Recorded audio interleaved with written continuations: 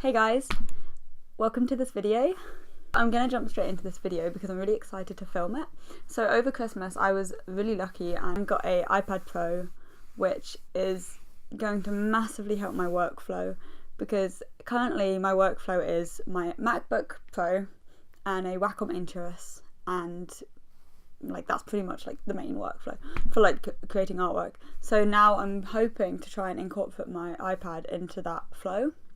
And the reason I want to do that is because I want to be able to travel more, I want to be able to get out of the house, and the iPad allows me a bit more flexibility with that. It means that I can actually take my work out and sit in a coffee shop and get on with things. But this is going to be a bit of a process, so I'm going to do a series on how I'm incorporating my iPad into my workflow, and I'm really excited about this because already I've discovered apps which have totally changed the way I've worked, even in just the first week. So yeah, I'm pretty excited. But I'm going to start off with this video because I was researching YouTube so much to try and find a video about this, and there is some on there, but they're all quite old, and now I've downloaded one I realise that is actually quite outdated.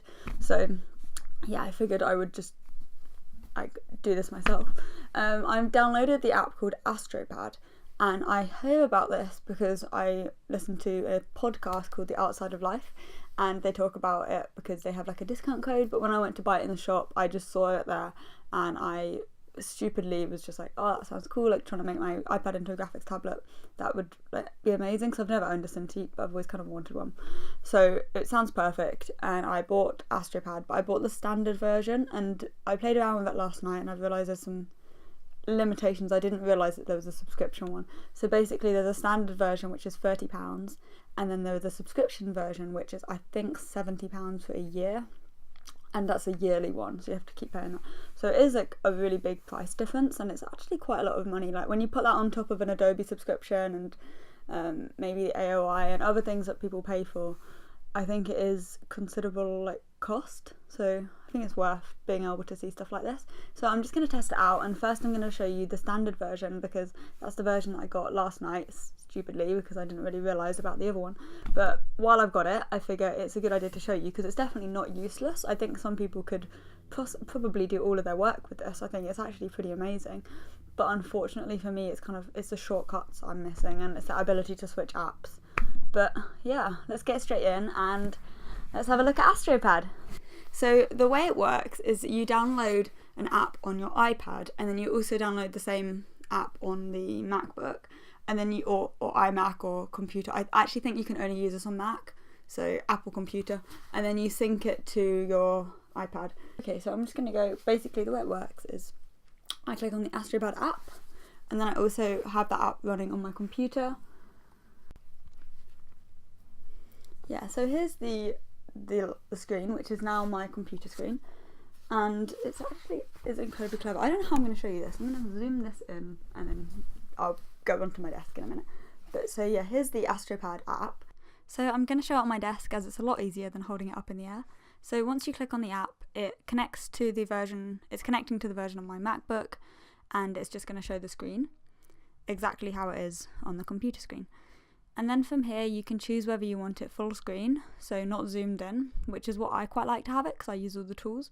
But you can also zoom it in and just show a proportion of the screen, which is really helpful if you're just working in one area. And I also think this would be super helpful if you have the smaller version of the iPad, since then you have less screen size, so you can just zoom into what you want to do, and I think that would be pretty good for that. And once it's on, you can readjust the Photoshop or whatever you're working on so that it kind of fits into the screen in the best way. And then all the shortcuts are down the side, and you have your screen ready to work with. So you can actually change these shortcuts. There's 5 that you're allowed to change on the standard version. I think you have unlimited shortcuts on the Pro version. But I actually find, whilst using it properly, that the 5 is okay. It's definitely enough to do the basic things that I need to do. And yeah, I kind of just have select, eraser and paintbrush as my little shortcuts, which are pretty good. You also have the shift, out and command on there. You can't use an external keyboard if you have this version, however you can use your computer keyboard, and I usually use it in front of my computer. So if I need to use those, I'll do that, but usually I'll just use the tools on the screen. So I'm just going to show you a little bit of like the lag. So when you're drawing, this little purple line shows you where your line will be before it's, so basically there isn't really any lag because this line kind of shows you. You can turn this off I think, but I actually really like it. It's pretty handy. So yeah, I actually don't really think there's lag. I mean, once it's connected properly, the only lag I've really encountered is because of my bad Wi-Fi. Once it's plugged in, it's perfect, but here I'm showing you it just with Wi-Fi, so this isn't plugged in, and even then it's completely fine. I've had more issues, to be honest, with my computer not completely coping with it and making like the fan making a lot of noise than I have of the software not working. So here I'm just going to zoom in and show you the screen a little bit better. But yeah, I haven't really had a problem with lag. I actually think it works really well, and as you can see with my terrible handwriting, that it is also pressure sensitive, so you have those features which is so helpful when you're painting. And I do actually like that you have those on the standard version, because I was previously looking at an app called Duo. I think it was called Duo Screen, I'm not sure, probably slaughtering that, but that you didn't have the pressure sensitivity on the standard version, so it's a nice feature to have. I think it's like incredibly important if you're doing artwork to have the pressure sensitive screen. And also, you bought this expensive iPad, or you have this iPad, you want to be able to use it to its full capability.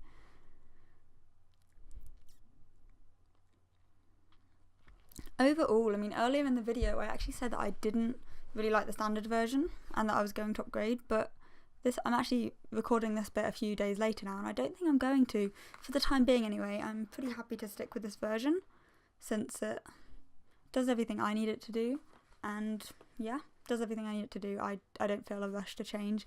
There is such a big price difference, and if I can work completely fine on this, I'm happy. And also, I've just got to add that a few nights I've actually been taking my iPad downstairs, so I've been, you know, opening my Photoshop up on my computer and then just bringing it downstairs and working on a piece, and that's been great. I mean, I've actually not had any connection problems at all, which has been really nice. So just sitting downstairs with my tablet, and my laptop's all the way upstairs, but they're just connected on Wi-Fi, so very, very handy. And at the end here, I'm just showing you a piece of that I'm actually working on, so you can kind of get a feel for how I work. So I just put my colour palette on there, and I make sure all the screen is positioned how I like it, and yeah, that's it. That's exactly how I would like to work anyway. Yeah, overall I'm actually really quite happy with this. I'm a lot happier than I thought I was going to be. I was a bit worried because you hear very mixed reviews, and on iTunes even there was incredibly mixed reviews. So overall I'm very happy, and I'm going to flick back to me now, but yeah, here's a little preview of what it looks like. Thank you so much for watching this video, and I really hope that you found it useful, and if you're considering Astropad, I hope you give it a try, and if you have already tried Astropad and you use it, then drop me a comment and let's talk about it, because I think it's really exciting. I think it's coming leaps and bounds in the fact that you can have a tablet which you can use for like on-the-go apps like Procreate, which I love and I will do a video on, and also Affinity Designer. Those apps on the iPad are so good, and the fact that you compare that with something like this, which essentially turns it into a Cintiq, is amazing. And then you can also use it for Netflix and all those things too. Like, it's crazy that one device can do all of that.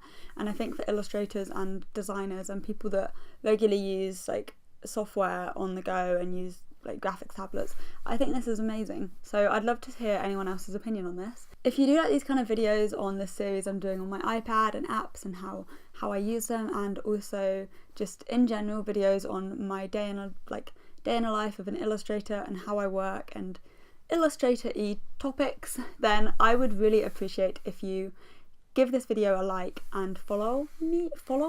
Oh, I can't get used to the lingo. Please give this video a like and consider subscribing to me. I'm so new, and like I have said before, like, it means so much to me. Like, every time I see a new subscriber notification I get really excited. So yeah, it's amazing. And yeah, I hope everybody has a lovely week, and I'll be back next week to talk maybe briefly back through how this has worked for me after a week of using it, and I will also be talking about other apps I use on my iPad in my daily workflow. So yeah, if that interests you, please subscribe, and I hope you all have a lovely week, and bye guys!